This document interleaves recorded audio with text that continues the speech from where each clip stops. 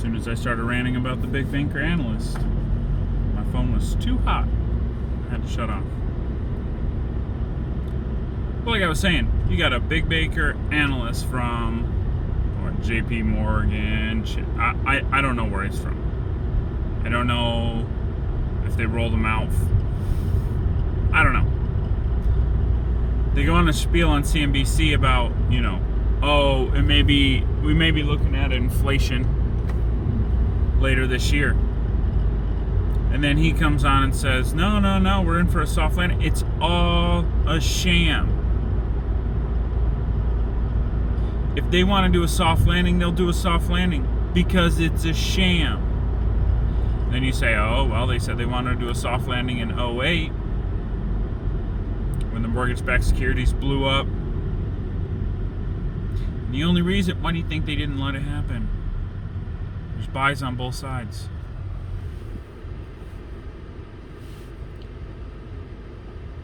So if it is in the interest of the big names, the big banks,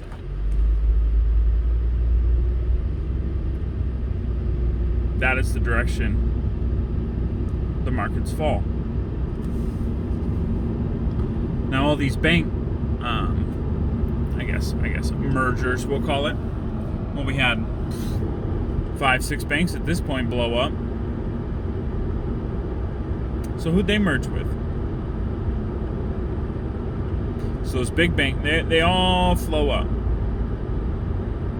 Then those big banks scalp all the good loans off the books. Just like in 2008. And then the taxpayer will carry the rest. At this point, the United States taxpayer, we all know, we see how much things cost. We see the money going to Ukraine. We see unaffordability in homes. And then they come out and they say, inflation is this number. And then they just distract you. And they're like, year over year. Well, yeah, it's, that's what you got to look up. The difference between deflation and disinflation. Now, that's something I was, it's like if you go up, we'll take it number 1, and you go up 100%. You get an 100% increase. So you're at 2, right? And then the next year, you could have 50% increase. And you go up to 3. Same unit, but your base is bigger. So yeah, the percentage of increase went down by half. We should be excited about that. Last year we were at 100% increase. But this year we're only at 50. But we went up by the same unit. We went from 1 to 2, and then 2 to 3. And the bigger that number gets, we'll say housing. So your house went up if you owned a house. If you were lucky enough to own a house.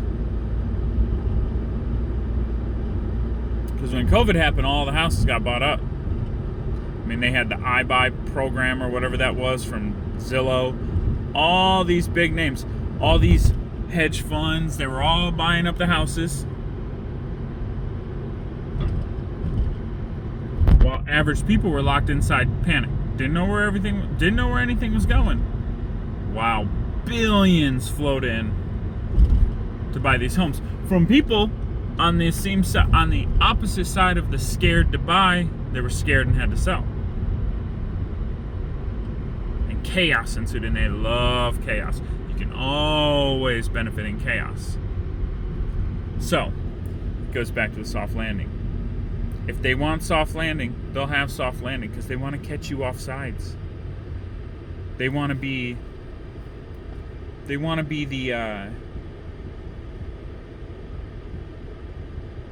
want to be the small percentage, right? Like if you think everybody's buying, you want to be the one to sell, and vice versa.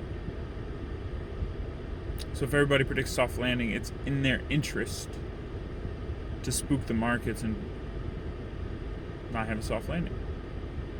Higher rates for longer. And if we have higher rates for longer, eventually panic will set in. And they'll be waiting. And if you don't panic, what do? They push it further. Higher rates for even longer. Anytime the market makers feel like they're in jeopardy, I mean, look at the silver squeeze. Look at some orchestrated, I think it was Reddit or something, they orchestrated a silver squeeze. Right at about $26, it got squashed. Because they can print paper silver. That's what the future market's there for. And then you have the old apes over there on Robinhood. Did everybody forget about that? Congress had a hearing asking some cat guy what he was doing, and what they did. Look at GameStop, AMC. They saw there was naked shorts. So big money was short, driving that into the ground until they were ready to flip, until they were ready to buy it for pennies on the dollar. But a group caught on, and they weren't willing to sell. So when the game is against you, they changed the rules. They drove the price up, AMC, GameStop, and then you couldn't buy anymore. You could only sell. So they tried to panic you. And everybody said, the HODL, H-O-D-L. Nobody was selling. They understood they knew the rules of the game. Until the game changed. And then they'll always tell you, just like temporarily suspending convertibility of the US dollar to gold, just like we had to stop Robinhood.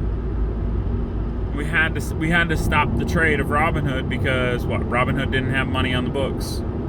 They had to go get money. They were going to go bankrupt. We couldn't do that because they're selling the order books to the big names.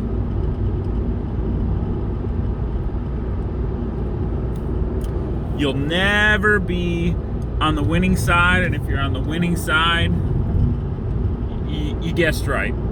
High frequency trading. The closer the server is to the New York Stock Exchange,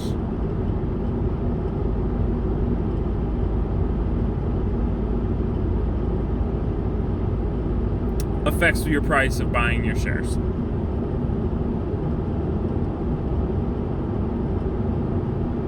It's all a game. Everything's been financialized. Your house has been financialized. Your car has been financialized. Your boat has been financialized.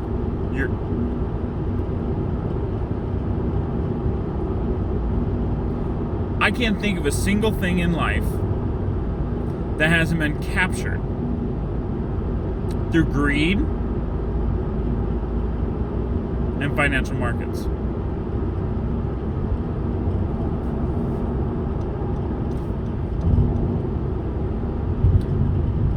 But that's where the US stands. So, I try not to be doomsday, but where does the US go from here?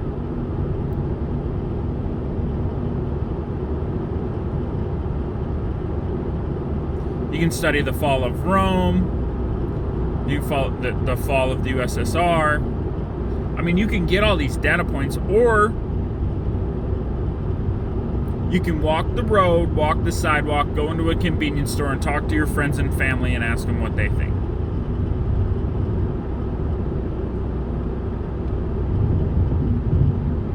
That's the best way. You can keep listening to markets and let them tell you how to feel, how you should plan your portfolio, or look around.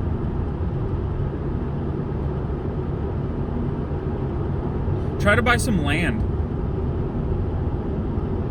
Look up how much it is per acre in your area, and then look at how much it was back in 2015, 2016.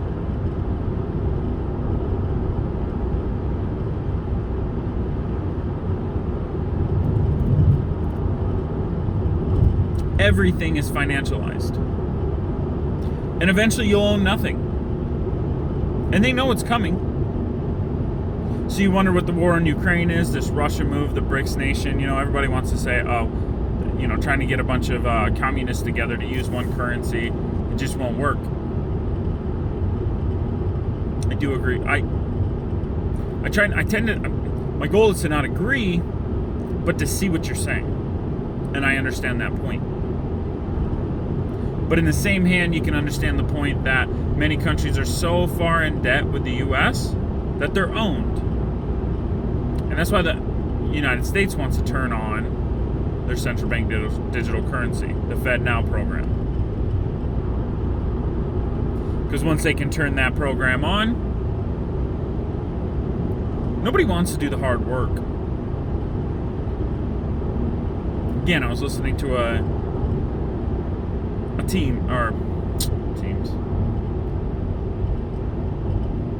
Spaces. In October, the leading candidate for Argentina is a pro-Bitcoin. And they said they'll go from one extreme to another, but nobody wants to go through that pain. It's like going in the gym. It sucks. You sat around through COVID, you got fat. You gained 20, 30 pounds. You don't feel good. You don't look good, and you know it.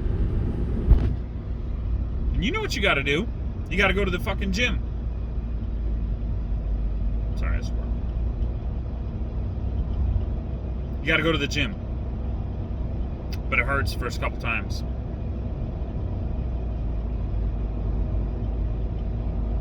And then you're sore. But you gotta do it. You gotta keep going back. And the more you change, the more you'll realize that's what you need to do. You need to go through that pain and get to the other side.